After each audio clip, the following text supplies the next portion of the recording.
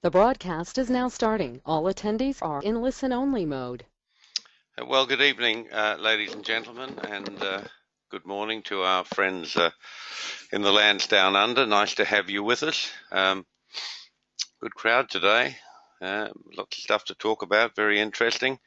Thank you, Terry. Terry's with us. Says he can hear fine. Volume's good. Everything's good. Okay, so nice to see who's here. All our usual friends. Ahmet, he's a new guy. Nice to have you with us. Alan Varial, Alex. Carlo's a new guy. Welcome, Carlo. Chase, nice to have you with us. Very nice. David, the tutorial guy. So's Don up in Canada. Eric up in Dubai. James Flesser, new guy. Nice to have you with us. And Jan as well. Janet, nice to have you with us. Janet. Johnny Barnes, look at this. Justin and Hank. Marcel, my friend up in the north in Canada there. Mark, going to do a tutorial soon. Marilyn's with us. Mike, my gun trader. The other Mike, going to be a gun trader. Wow, okay, nice to have you all here. Rob over in New Zealand. Rob H, hello, my friend. Good to see you. Steve, he's up in the far north of Canada too, in the oil patch. Good. Tom down in Florida. He's a broker. So it's Tony D. Good to have you all with us, guys. Lots of people here today. Okay, look, pretty interesting times, really. I think we've timed this about right. I want to talk to you today about a bit about politics, but only, of course, as a precursor to our essential business, which is markets and what's happening in markets and what's going to happen.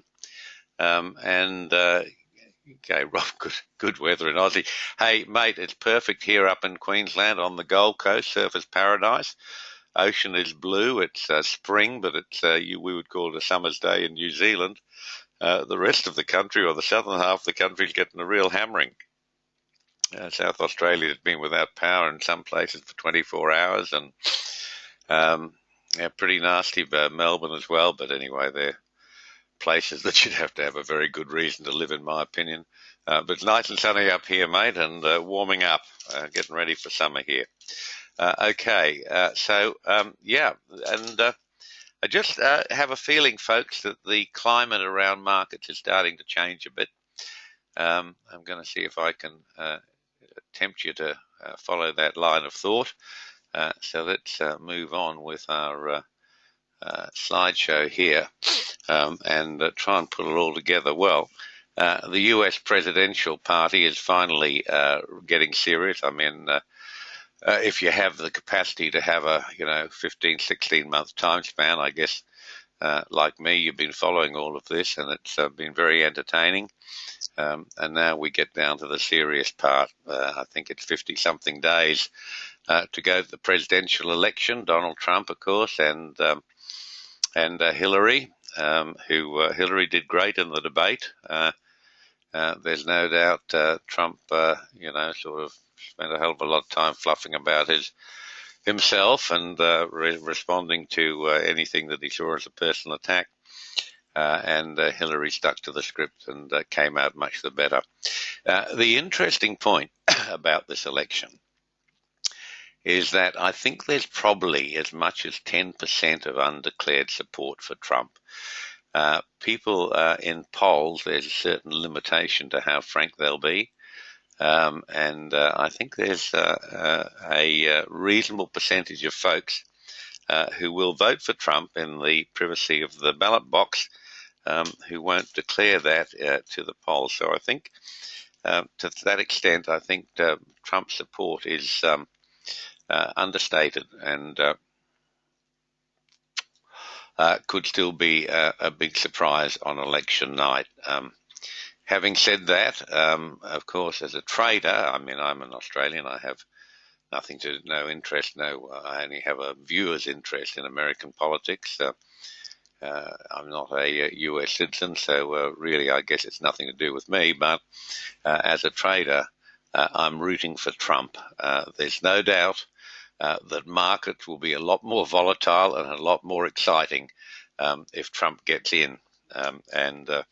I've got a tiny little nugget of information to show you later on. Just the merest suggestion from the markets that his odds may be a bit better than most folks think they are. But the whole point why this has been such a fascinating election to watch is that this is the first time in memory that there's been a candidate who has rejected the status quo.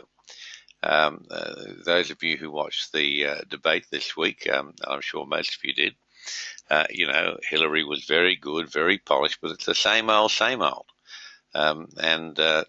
Trump's best line, which he needs to keep hitting, is Hillary's essentially running, as she says, on Barack Obama's legacy. You've had 8 years of that, and how's it gone? Not great, talking to our American clients. What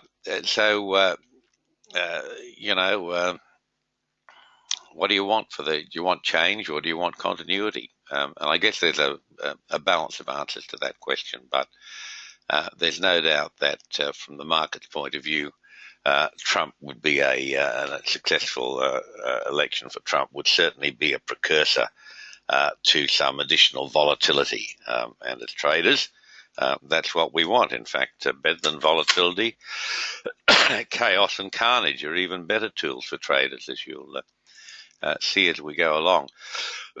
This rejection of the status quo, rejection of the ruling class, rejection of the elites, rejection of the PC way that one line is constantly peddled by the media, is not unique to America. Trump is certainly highlighting it, and he does it in the most dramatic way, but it's happening all over the world. Brexit, which for those of you who don't follow British and European affairs, was Britain's decision after 40-something years to exit the European Union, and that was really the same thing. The arguments that were run weren't, to me, terribly factually sound, and it was really an appeal to emotion, much as with Trump. You notice with Trump in a debate where he doesn't have the audience and he's a little more circumspect in what he says, he just doesn't come across the same way he does with an audience. He's a master of public speaking to crowds, and he feeds off the energy. It's that emotion, it's that raw emotion in America at the moment that's so sick of the elites, that's so sick of the establishment, that's so sick of politicians, promising the world and doing nothing except looking after themselves. But the point I want to make is that's a universal thing around the world at the moment, certainly in the Western world where we have access to free media. And that's what Brexit was. So that was a big surprise in Britain. The then government, David Cameron's Conservative government, they campaigned very heavily for Remain. Remain was the opposite of the Leave campaign. Remain in the EU or Leave, they were the two sides of the argument. Pretty much the consensus was that Leave was over the line, Remain rather was over the line.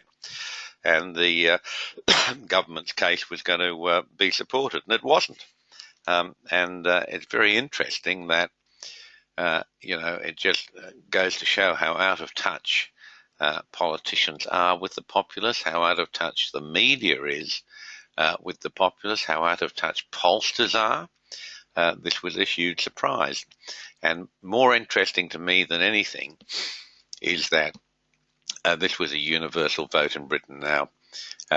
Like the US, voting is not compulsory in Britain. In Australia and New Zealand, of course, where we're a bit further down the socialist track, voting is compulsory. Anything the government wants is compulsory, with penalties if you don't do it.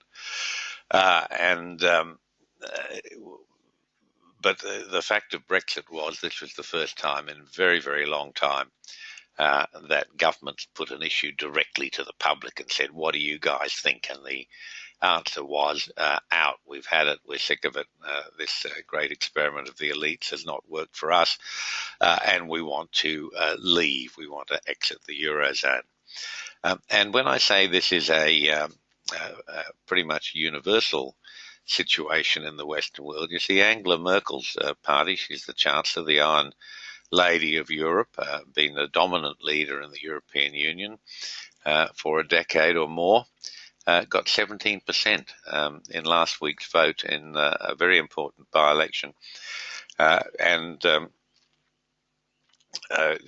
can follow that up with Marine Le Pen, the French socialist, daughter of Jean Le Pen, and that's another nationalistic party. It's like Trump's approach. We've got to take back our country. It's being taken over by foreigners. We're losing our jobs. We're losing our national identity.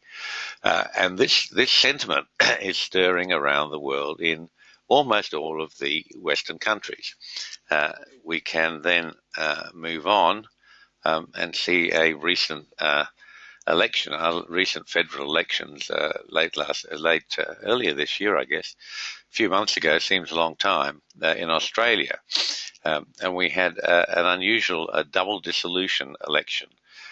Here we have basically two major parties, the Liberal and Labor. Liberal are really not what the rest of the world would call liberal. They're the right-wing conservative party, roughly equating to America's Republicans. And Labor, of course, is the party of the trade unions and notionally the workers, roughly equates to the American Democratic Party. And what happened is that there was huge, massive swings away from the government.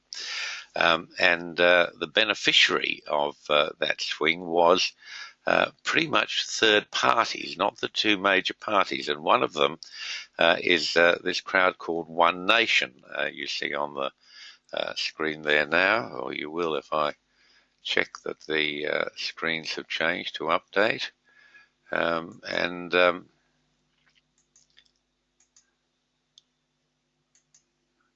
Here we are. Yeah. This is a party that is anti-immigration, anti-foreign ownership of prime assets, particularly agricultural assets. And it's very much a nationalistic party, much on the lines that Trump has been espousing, although this is a lady you can see there's Pauline Hanson. She's the leader of the party, been around in one form or another for 20 years, but surprisingly they got 4 seats in the Senate, the upper house in the Australian federal government. And she's not as erudite as Trump.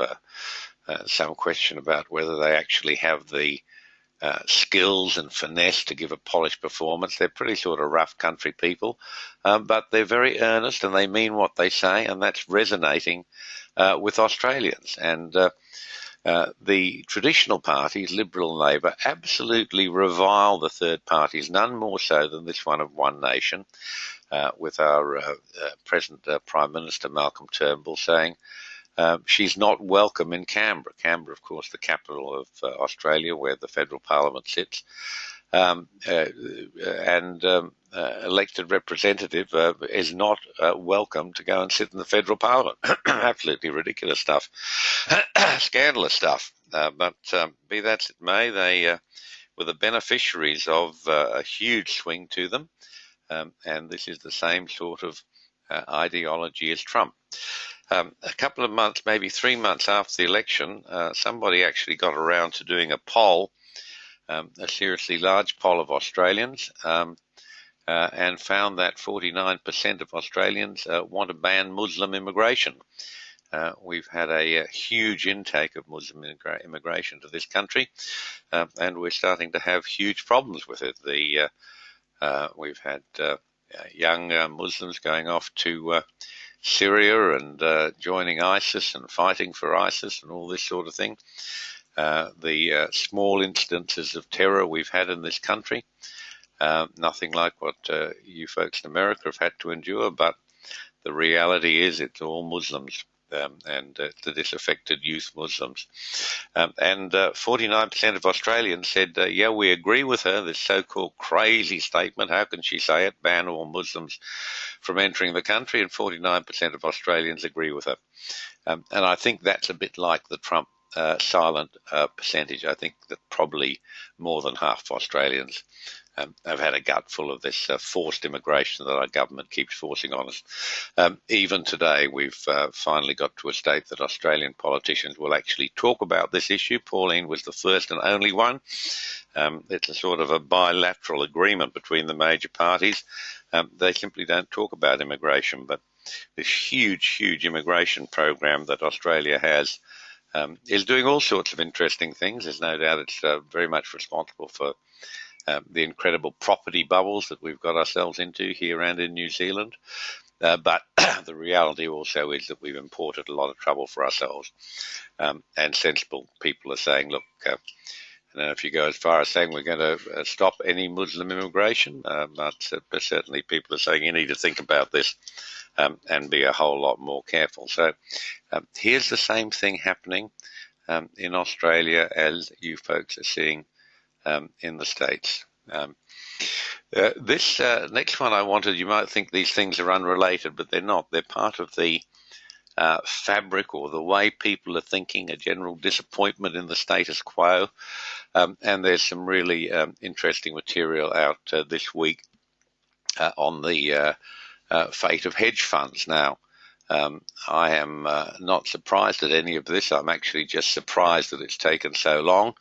But as you can see from this chart, which is from Bank of America Merrill Lynch, in America, in the hedge fund world, they divide funds into active and passive. And active is where they're actively managed and the managers attempt to outperform the index. Passive is where they basically match the index or try to do. They weight their investment, so they do very nearly match the major index that they're trying to copy, and of course that means lower fees and less trading and what have you. But there's been huge transfers of funds from active, with the outflows going presumably a whole lot of it across to passive. And there have just been massive outflows generally from the hedge funds industry. You can see that the redemptions out of the hedge funds have been the biggest of 2016. You can see that this early part of 2016-17, the redemptions are quite extraordinary. So you can look at this picture a little further. We can move on. And this, my friends, is the chart of Deutsche, the biggest bank in the world, a huge German bank, been the subject of a lot of comment lately for those of you that follow financial markets, and it's got supposedly something of the order of $87 billion, and it might even be trillion. I'm not quite sure. Any of those size numbers get away from me, but it's quite massive. Their exposure to derivatives is 6 or 7 times the size of German GDP. Quite extraordinary. Now, there's a couple of problems with that. First of all, with banks in particular, European banks more so, and derivatives, we never quite know what the exposure is, in the same way as we get hit periodically with arguments from gold bugs saying that the paper gold market, by which they mean the futures market, must be dead because there's more gold being sold on the futures market than there is gold reserves in the whole of the world. That's a common story that gets run out about once every month, just to make sure that those who don't understand are kept in a state of fear. And of course, that's simply not true. The point about futures contracts is that they have a counterparty. So for every contract of gold that is sold, there's somebody who bought that contract.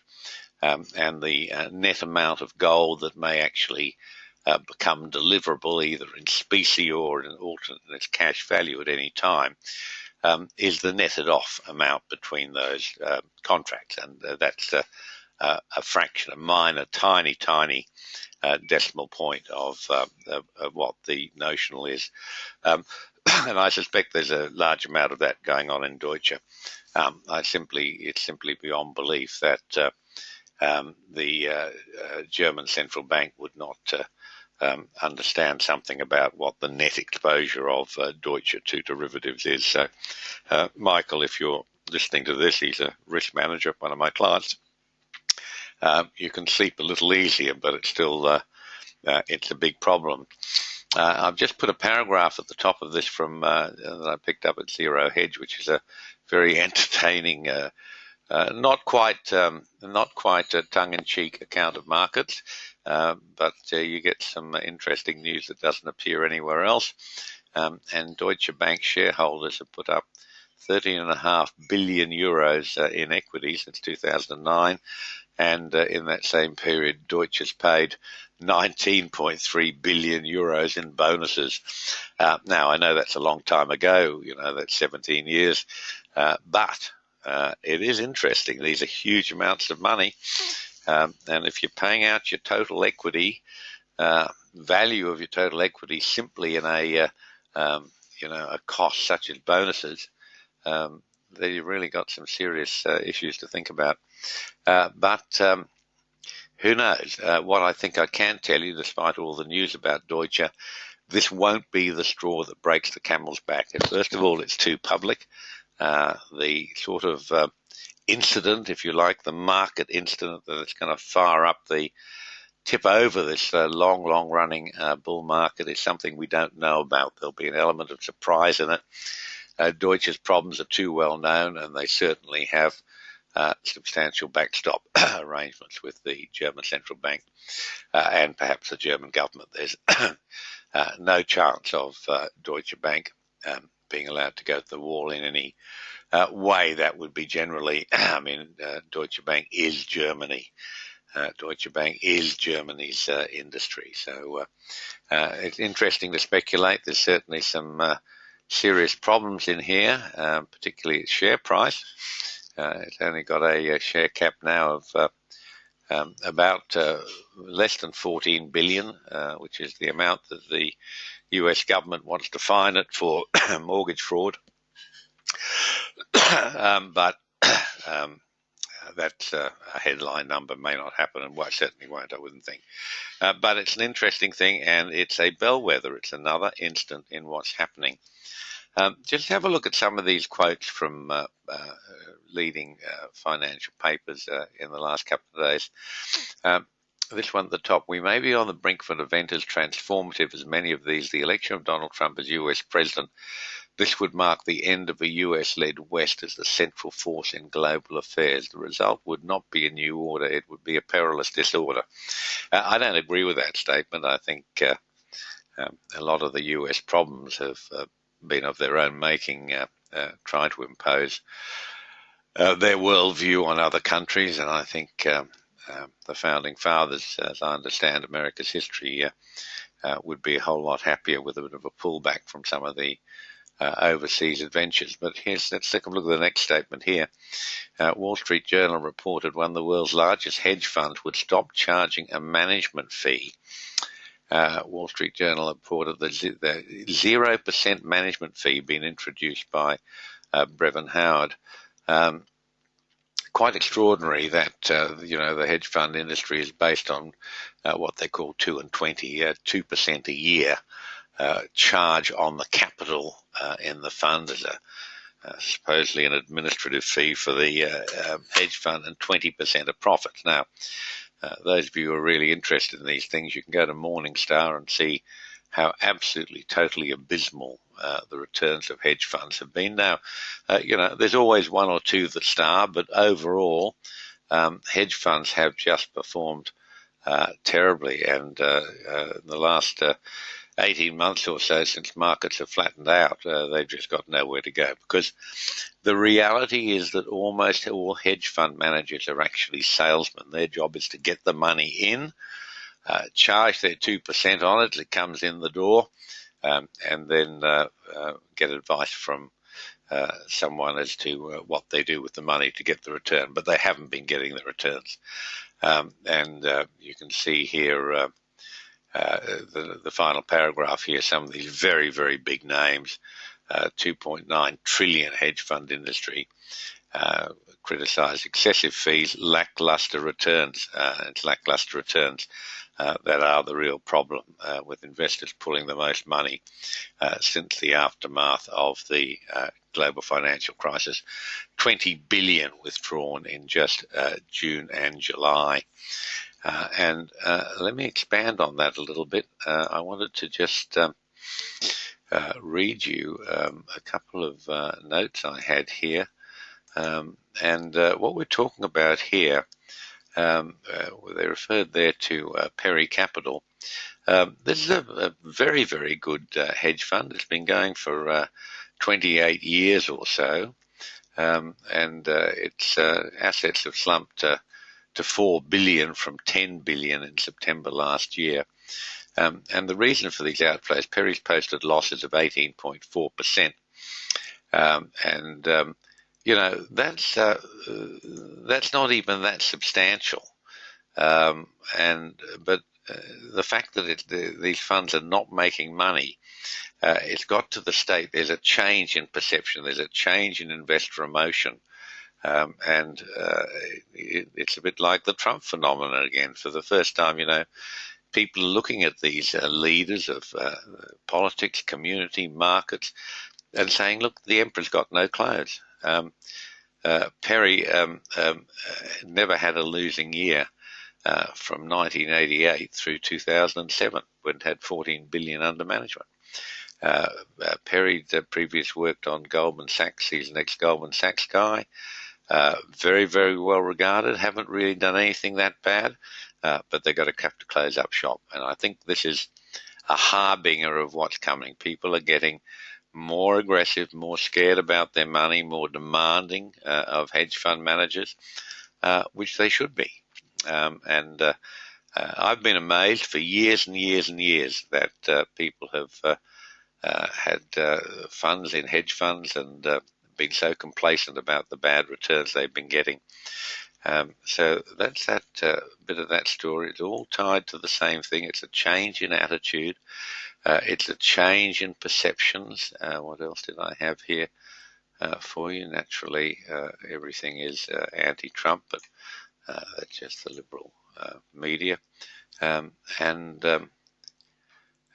I did have for you was some interesting comments today in Australia, just to show you that what you're seeing in America with the elections going on there is not happening in isolation. It's happening in most of the Western world. It's just America has the best press and the most visible. It's really sort of in your face what's happening at time of presidential elections.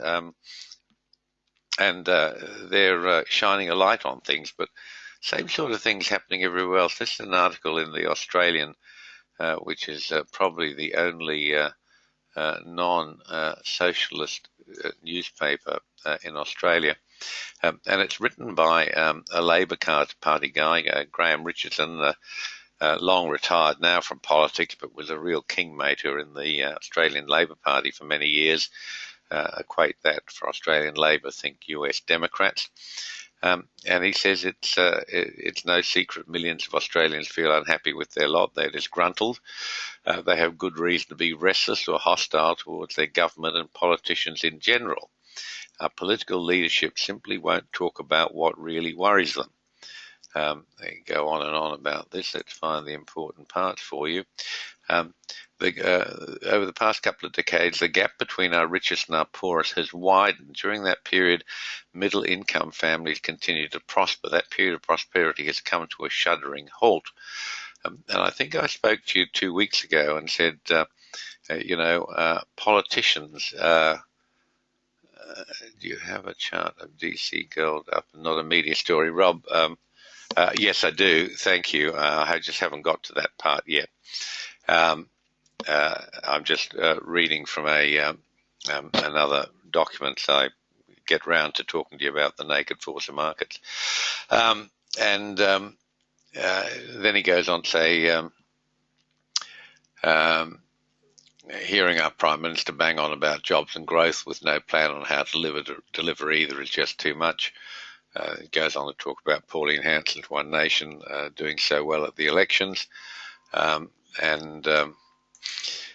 when was the last time you heard a government member address the fact that for most Australians, living standards are falling?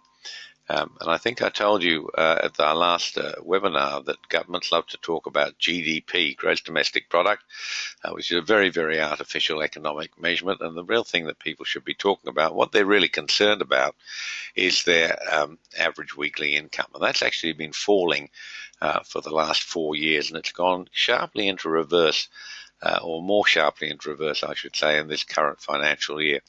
Same thing. What's happening in Australia is also happening in Europe and in the US, and that's part of this Trump phenomenon. People are not seeing that they're getting their fair share. They're feeling marginalized. They're feeling worried. They're feeling anxious.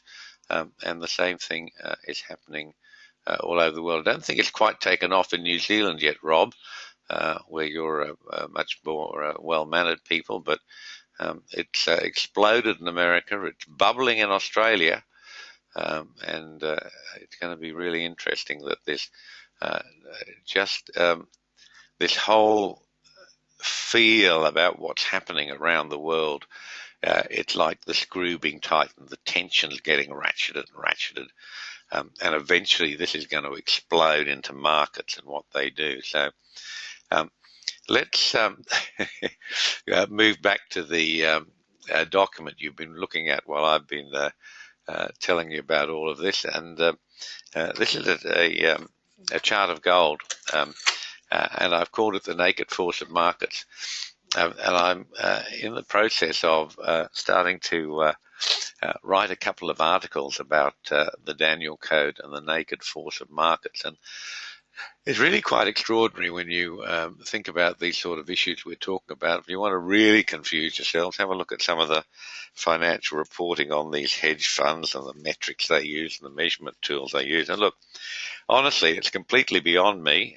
They just seem to have too much time to get themselves into a mess with all sorts of technical issues that really don't affect what markets do. What you need to know about markets, and let me make this point very clearly, the way we trade futures and spot forex, and we're reasonably short-term traders. We trade 1 to 7 or maybe 8 or 9 days.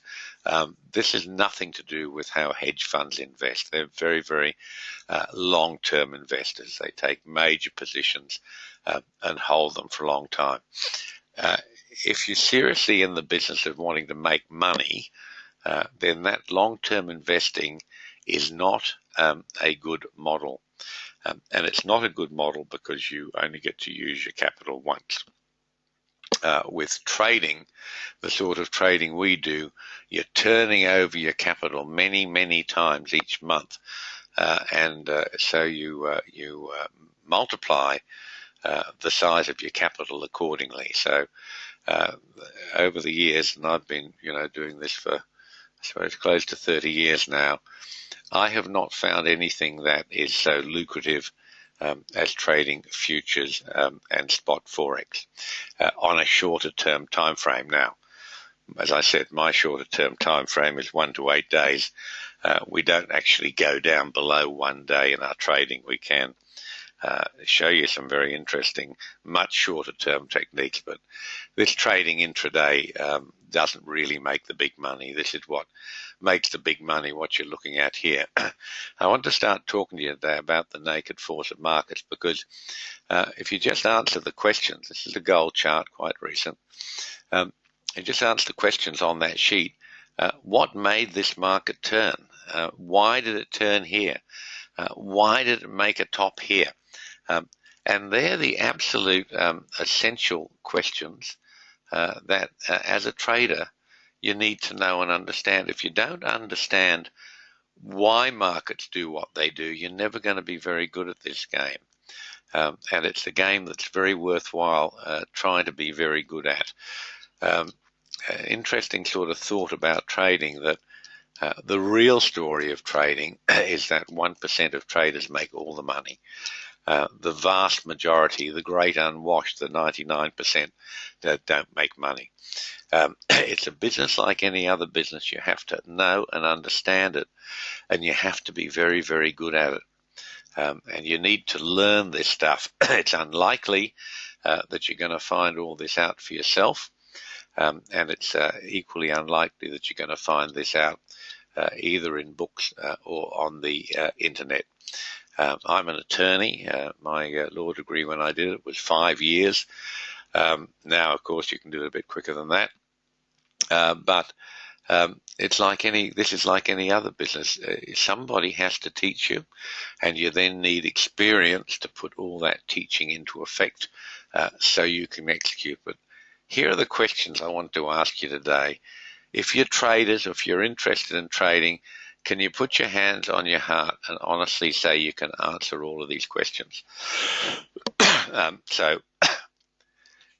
let's move on and see if we can find some of the answers. And what I've done here in the next chart, which is about to change for you, is I've given you some of the answers, almost all the answers actually.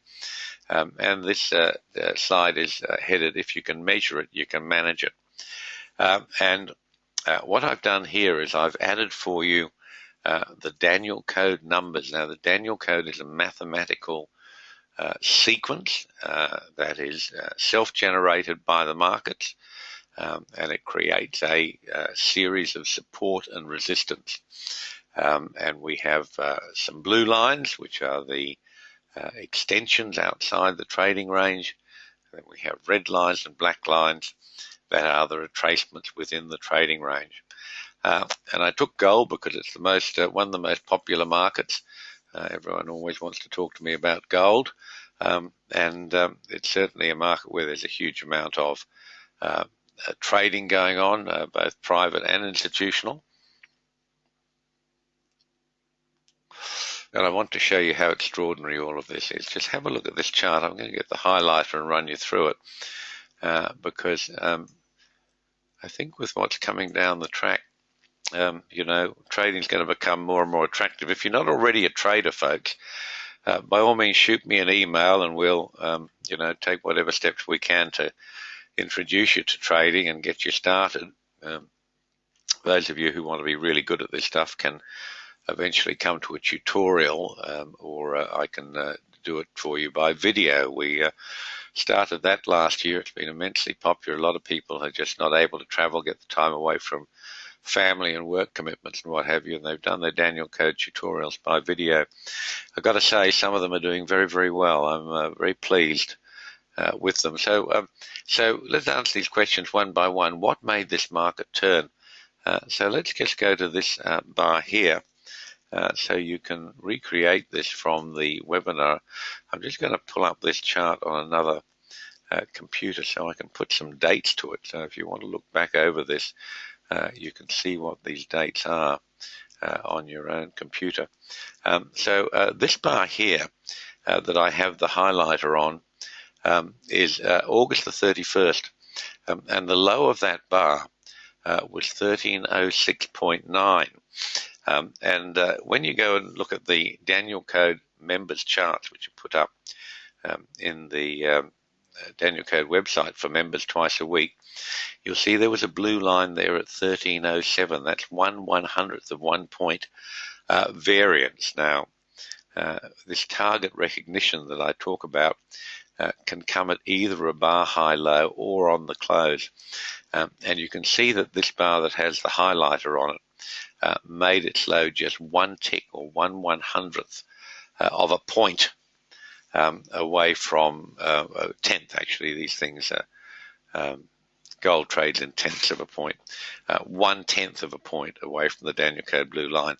And that of itself is not what made it turn. There are some other things that come into it, but I can tell you that markets only turn at these Daniel Code numbers, and if you don't know what they are and you're not using them in your trading, and I suspect a lot of you are not, then you can never really understand what markets are doing. I know with the people I teach trading to, the last thing they ever put on their charts are the numbers.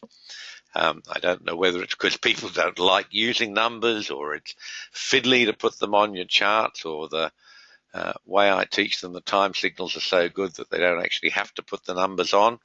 But I can assure you that markets only turn at these Daniel code numbers. And if you don't have these numbers, you're doing yourself a great disservice. Once you can measure markets, this all becomes very much clearer. So from this low here, which was back in end of August, first week in September, the market rallied up to this high here, and then that came on September the 6th, and the high of that bar was 1357.2. And the Daniel code black line for that swing, the last point of support and resistance within the operating swing, came at 1357.6, and that's close enough for me to have issued a TO3 sell signal based on that bar of 0906. But look what happened the next day.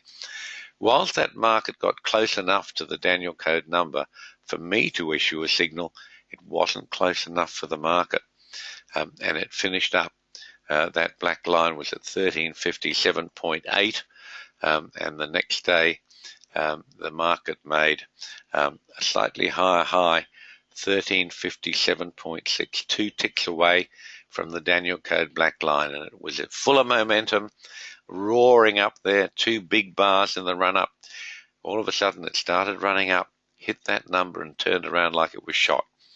And that's what I call the naked force of markets. The way these Daniel code numbers can stop markets is quite extraordinary.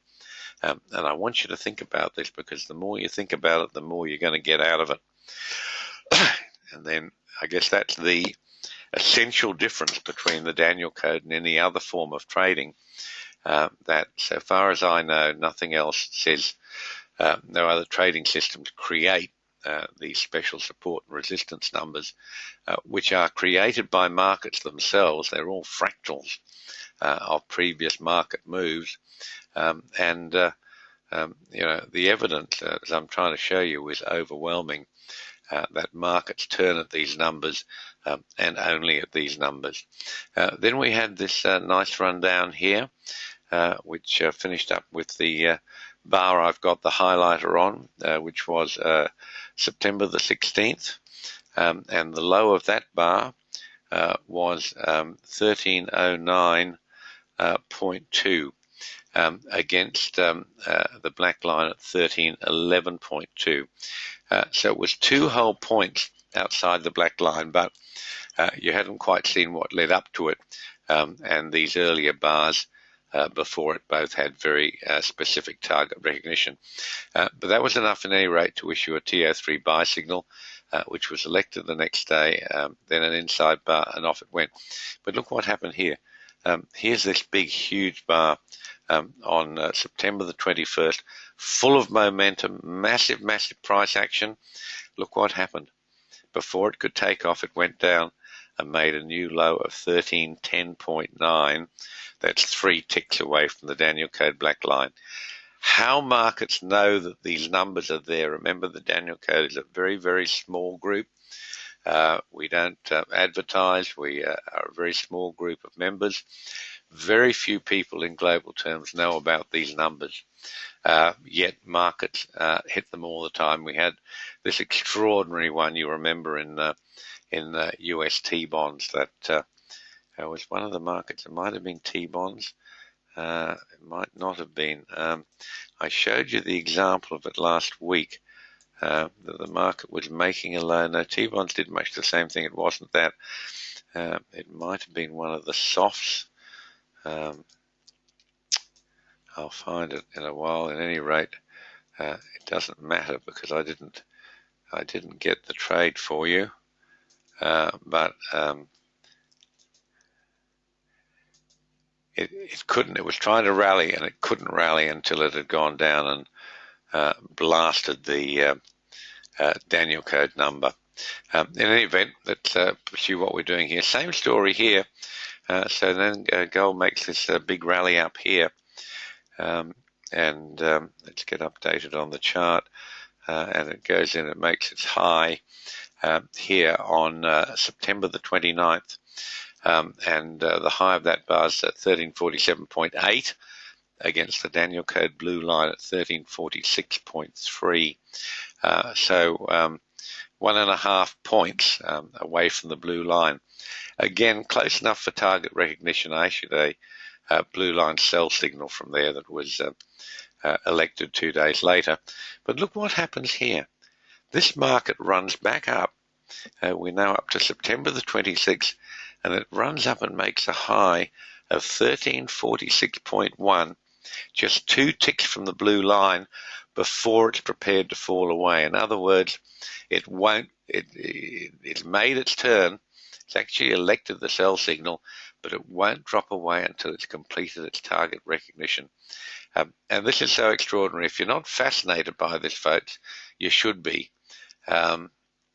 You really should be. It's quite extraordinary stuff. And I think, we are, if this, well, not if, it's a big when this big international worldwide bull market finishes, boy, the trading is going to be fantastic. There's never going to be a better time to be a trader. And if you can understand the sorts of things I'm telling you, you can become a trader and have all of this amazing material available to you. Let's move on before we had a few people want to discuss the state of the world. Let's move on and make sure we cover all the things I wanted to. This is a chart of natural gas, and I just want to show you a slightly different version of this naked force that markets provide. This is a chart that's not on the members website, but I monitor all these markets for you, 15 futures and 16 forex, to make sure you don't miss any of the signals. And let me just run through this really briefly because time is moving on. Same sort of thing. Look at this market going up here. This is the first blue line. It comes to 3.008. And in this case, this market here, let me bring up the natural gas chart to give you the dates. You should go back and reconstruct this on your own charts, folks. That's extraordinary stuff. This rally here, here's natural gas. Bring in a few more bars. Here we are. This is the one. This was August the 26th. And you can see the bar before August the 25th, the one I've got, just where I've got that highlighter. I'll move it down here so you can see it. That market closed that day. The close of that was 2.885. That's actually going to be the wrong chart because we've had a contract rollover. That's the old contract. But you can see how you had this close right on this blue line and also on the red retracement. And then you had this run up into the black line and turn around and start to run away, and I issued a TO3 sell signal. That got us all the way down to this bottom here. And right there on the October contract. We should be looking at the 2011 contract there, which is the one I used this morning for you. That low, 2.802 against the black line at 2.800. So 2/100ths of a point was the variance, and that was good enough. Well, it doesn't get any better, does it, to issue a TO3 buy signal? Up it went, and here's the blue line TO3 and blue line sell signal that was issued here. You can see this high, not the outside bar high, the one before, which was September the 21st, had a high of 3.159. Again, 2 ticks against 3.161, 2 ticks, 2/100ths of a point variance from the Daniel code blue line, which is why I issued the blue line signal there, sell signal that's taken us all the way down. So I want to talk more about these Daniel code numbers. It may not be something terribly interesting in a discussion, but it's absolutely vital for your trading, folks. You really, really need to give this stuff absolute priority and think about it, because it's the edge you have that nobody else has, and that's most important in trading. Okay, here's our compliance statement, which I always want to show you. Trading has severe risk with it, particularly if you don't know what you're doing. But if you have done a Daniel code tutorial or read all the material on the website, you will know a great deal about what you're doing and be a whole lot safer. But I do like to make sure that you never get cavalier about the risk in trading. For those of you who are not already with us, I do invite you to join us. You can go to the website, www.thedanielcode.com, 3 W's, and you'll see a banner at the top of our website saying free trials. If you click on that, you can register your username, email that to Terry at support@thedanielcode.com, and he'll be happy to switch on your 31 days free access to everything on the website. We don't do any advertising or marketing here, but the way we like to do it is say, have a look, have a 31-day free trial of everything, see what you see what you like, see what's going to work for you, and that way everyone can make their own decisions. Okay, let's get back to markets and see what's been happening, because as I say, I'm starting to get the feel.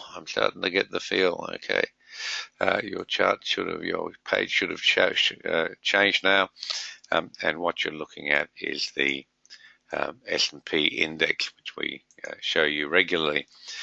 Nothing much has changed here. You'll recall that these blue lines are the Daniel Code trading channel for the long-term chart. They have defined entirely this whole bull market since March 2009. We had the retracement way back here, one serious retracement.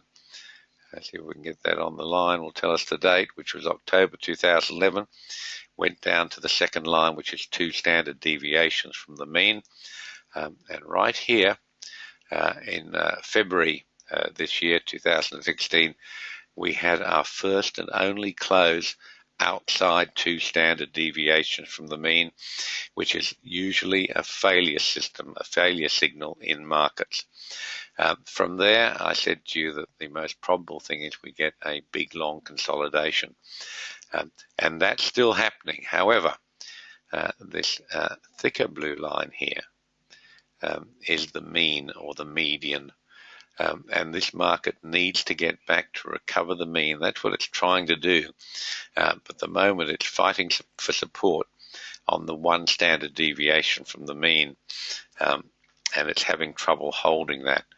I want to show you more on the S&P, because that's going to be our real bellwether for what's coming down the track. But while we're on this chart, I want to bring you up to date on the DX, the US dollar index, which the Fed has been holding for many, many months, between 93 and 100. As you can see, it's still trading in that range. The other market I wanted to just draw to your attention was the Russell, because this is the Fed's preferred market booster. It's the value of the Russell. This is the old 2009 low, and you can see that this chart, whilst it should generally mirror the S&P, it hasn't. Here's your October 2011 low, right to the 2 standard deviations from the mean, exactly the same as the S&P made at the Nasdaq, the Dow. All the markets were following this, and they were all the same when they were tracking up here. Now, here's the big change. The S&P had one close below 2 standard deviations from the mean. Remember, up here is the mean. Extend the blue line up with your eyes. That's the mean. This next line here is 1 standard deviation from the mean. This next line, dotted line, is 2 standard deviations from the mean. This is 3 standard deviations from the mean. And here we've had a number of closes below 2 standard deviations from the mean, and indeed one at 3 standard deviations from the mean. Now, this market's rallied particularly well. It's come from much lower down, one standard deviation lower than the S&P, and it's got to about the same position. It's fighting to hold the 1 SD line, but this market is significantly weaker than the other markets, of which the Nasdaq is the strongest. And when you have this divergence between what the major equity markets are doing, that's the sign of greatest danger. Now, remember, we're only talking about equity markets. and possibly the bond markets. The commodities, the softs, they have nothing to do with these equity markets. They work on their own cycles and their own drivers of support and resistance. But they're the ones I wanted to show you there. I then wanted to briefly show you weekly gold. I know Tom always wants to see this chart. Tom, here's gold, not much change from the last time we talked. It's holding, it's happily holding its support at 1308 and just been trading sideways within that range there now since June. I suspect that if we get any significant pullback in equities, we're going to see some forced selling in gold because a lot of folks keep their some of their funds in gold, and there'll be some asset liquidation if the equities markets let go. Let's move on to probably the most important chart. This is the Daniel Code trend chart. These are very, very long-term trends. This is a 24-day chart. That means that every bar on this chart is 24 days. So it's the Daniel Code monthly chart, if you like. There are 22 trading days in a month. This doesn't count the days that way. It simply counts the number of trading bars. But there are 24 trading days in each of these bars, which gives us a very much a long-term view of this market. This is the S&P. So there's your old 2007 high. Here's a 2009 low, and we're way up here.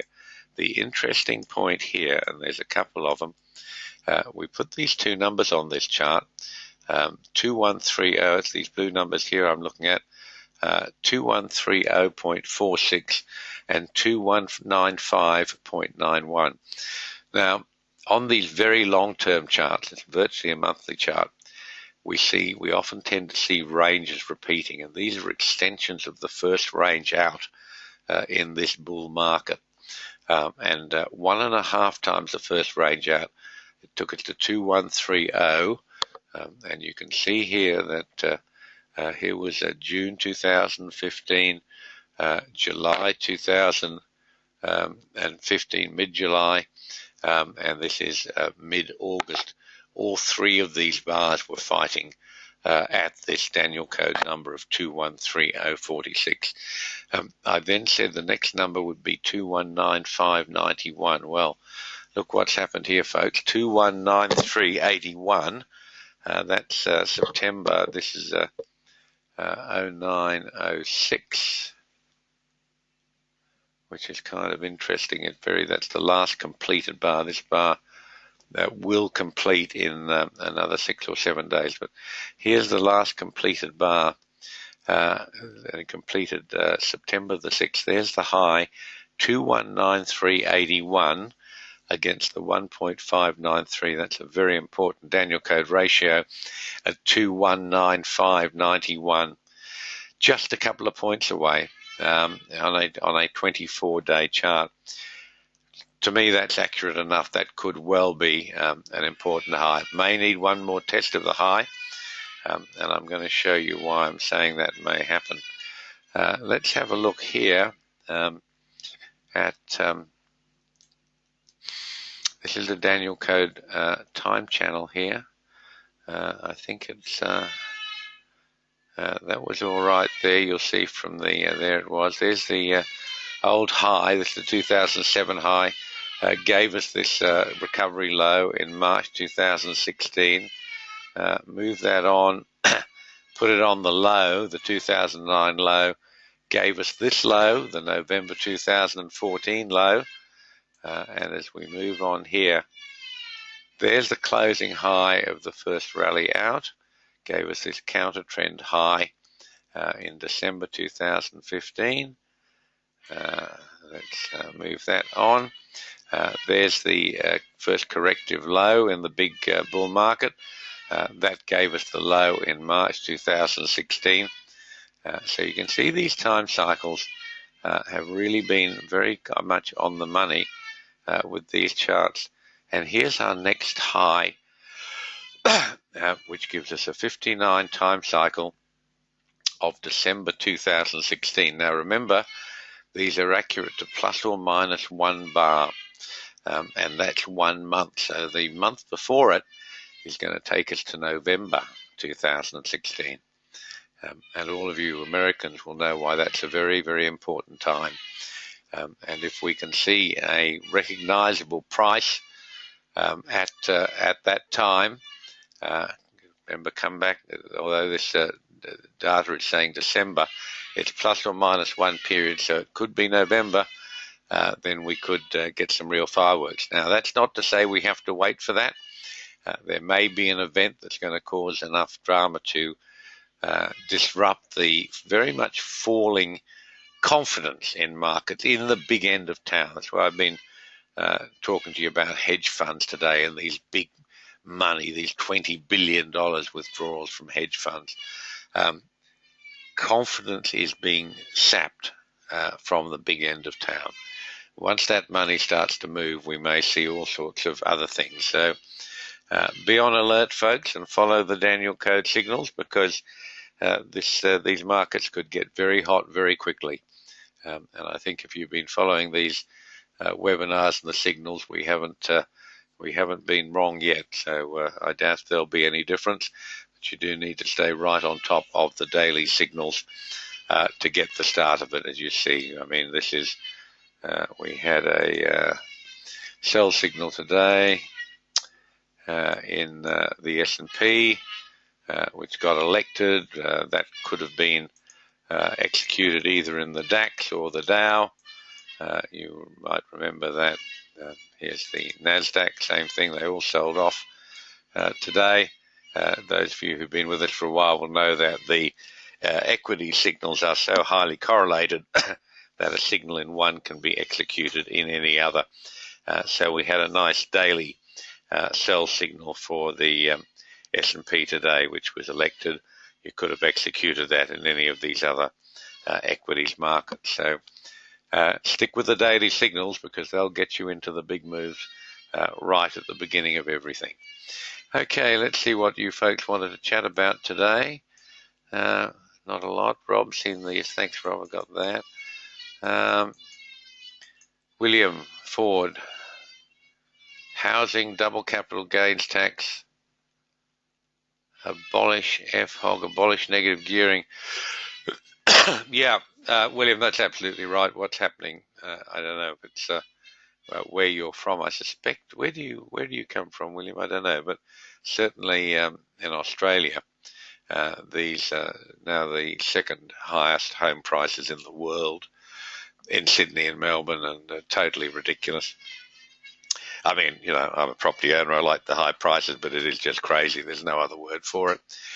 You see what $500,000 doesn't buy you a home in the capital city anymore. $1 million gets you something that, honestly, if you were smart enough to have earned or saved $1 million, you wouldn't want to live there. Absolute rubbish. But shades of what happened in America in 2008. But our housing bubble, and the same in New Zealand, is actually caused by government policy. You've got this massive force of immigration going on, and although that largely comes in at the lower end, it all starts and bubbles up the top. Then we've got these massive amounts of Chinese capital coming in, almost totally unrestricted, and a whole lot of smart people are trying to get capital out of China, and they see Vancouver and Australia, other places like this, as safe places to put their money, and they're buying at the higher end of town, middle up to high. So add all that, William, then you just need the government to say, well, there's no capital gains tax on your principal resident. That's about the only thing in Australia where you get any breaks on tax at all, and you get a bubble. Rob says complacency and apathy rules in New Zealand. Yes, same here. Oh, here's more from William. My reforms be dramatic. I'm only thinking of the homeless lining Swanston Street and Russell Street. That's in Melbourne. Yeah, it's crazy, isn't it? A wealthy country. We can't look after the really needy ones, and we let the politicians and the multinationals get away with feathering their own nests and not paying tax. I should say not paying their fair share of tax for most of these big multinationals. they're not paying any tax. It's been ridiculous. It's been a scam. Everyone in government's been aware of it, and as usual, done absolutely nothing about it. Akshay, anything on 30-year T-bonds? Yeah, everything, mate. I haven't got the chart up today, but if you shoot me an email, tell me what you're interested in the week before I do a webinar, I'll be happy to make sure the charts are on this computer. I use a number of computers, Akshay, and the one I use for this presentation doesn't have all of the charts on it, so I can get those charts for you, but you just need to let me know so I can make sure I've grabbed them from the appropriate computer. Ahmet, you're using an ancient Babylonian counting system, even more ancient. This is actually comes from chapter 12 of the book of Daniel, Ahmet, and it's even more ancient than Babylonian. Yes, find out all about it, David. Samuels need more submarines. Well, any that work would be great, mate. And here we are. Australia's going to spend $50 billion trying to build a fleet of submarines that will be obsolete before they're launched. Do you think they won't buy nuclear subs? That might upset the greedies. So let's have some good old chugging diesels, electric diesels chugging around the place. Absolutely ridiculous. But that's where our hard-earned tax dollars go, David. So that's fun. Okay, folks, that's about it. Keep your antennae up. Monday's a bank holiday in Europe. Might be some little carnage over the weekend. Be really alert and onto your Daniel Code signals. Those of you who are not already on the Daniel Code, please take a free trial, and we invite you to join us. It's give you a trading edge which you've never seen before. Rob's still with us. Wells Fargo, the entire Wells Fargo, but I need to go at the hearing. What was it? They opened 2 million accounts at Wells, Buffett's favourite bank. Mo works there, a good mate of ours. They opened 2 million accounts without authority, and then they handed out 126 million in bonuses to the boss and one of the young ladies who work there. Quite extraordinary, isn't it? Yeah, I think they're only the thin edge of the wedge, Rob. You know my views on corporate government's nonsense. It's all corporate governance until something goes wrong, and then what the hell were they doing?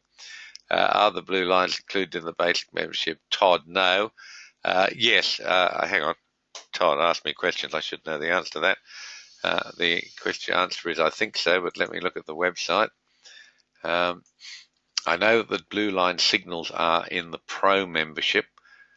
Just go to the website. I can bring it over here for you, and we can find out. If we go over here, and we'll be able to find service somewhere. Here it is. Here it is in nice white letters at the top. Here are the services.